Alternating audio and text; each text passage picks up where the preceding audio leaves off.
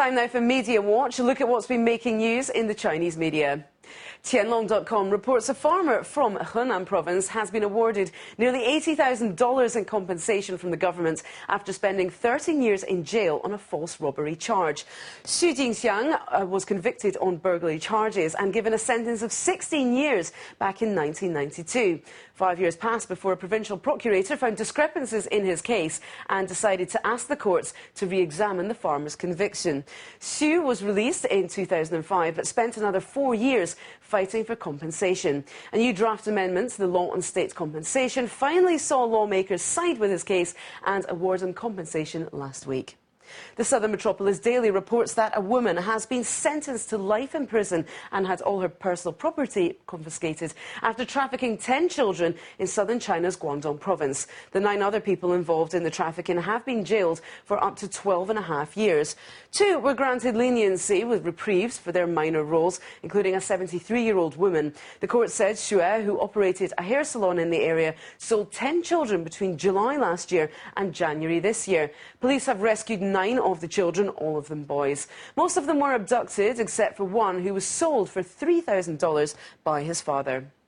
Local government officials in Guangdong province are working on plans to crack down on illegal immigration in the region, which sees the most traffic of non-Chinese entering and exiting the country. The Global Times reports that the move is being made in the interest of enhanced security ahead of the Asian Games. Local governments are charged with handling residency and employment issues for foreigners. The Hong Kong Commercial Daily recently reported that 6.5 million foreigners travelled through the city in the first half of 2009. A wedding ceremony on an island grabbed much attention recently because it was the first one in half a century. This island is home to a leper colony. Now, the Southern Metropolis Daily reports that the groom is a volunteer on the island, and in order to share happiness with the patients there, the couple decided to hold their wedding ceremony in the leper village.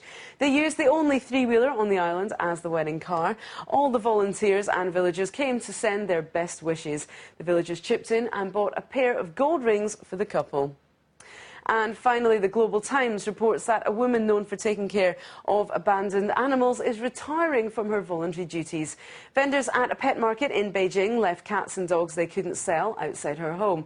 Fu, a retired Beijinger in her 50s who lives in a yard next to the pet market, says she has been raising abandoned cats and dogs for more than a decade. The market is closing down and vendors have left cats and dogs outside her yard. She has more than 20 of the animals living in her 10-square-metre room and says she can't afford to care for them anymore.